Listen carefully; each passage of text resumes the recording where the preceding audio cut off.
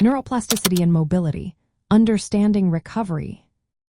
Have you ever wondered how the brain can heal and adapt after an injury? This is where neuroplasticity comes into play. Neuroplasticity is the brain and nervous system's ability to change and reorganize itself. It forms new neural connections, especially after injury or in response to learning and experience.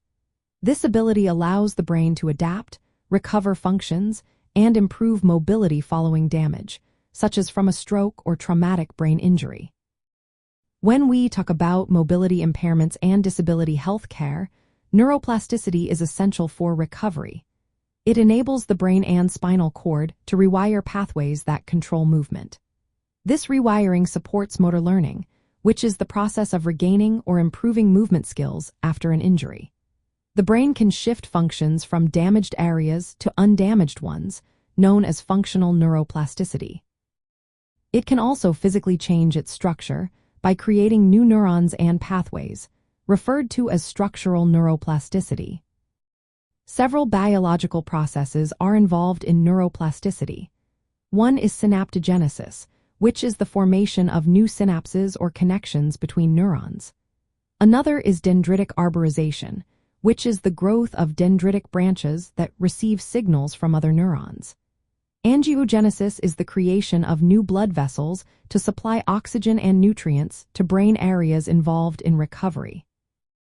Lastly, neurogenesis is the generation of new neurons, primarily in specific brain regions like the hippocampus, though this is less prominent in adults.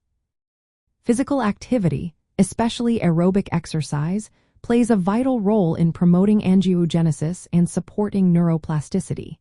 It increases blood flow and oxygen to the brain.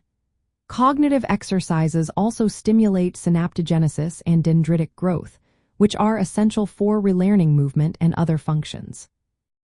Rehabilitation therapies harness neuroplasticity by providing targeted, repetitive, and intensive practice. This encourages the formation of beneficial neural connections while minimizing maladaptive ones.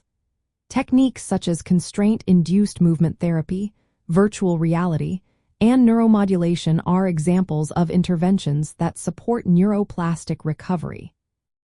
From the perspective of accessible health and disability health care, understanding neuroplasticity highlights the importance of inclusive and adaptive rehabilitation services.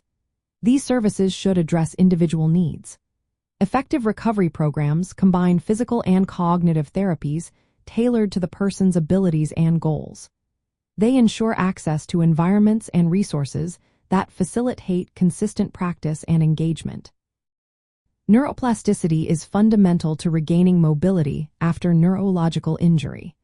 It enables the brain to reorganize and compensate for lost functions. Recovery is possible through appropriate and accessible rehabilitation, approaches that support the nervous system's natural capacity to adapt.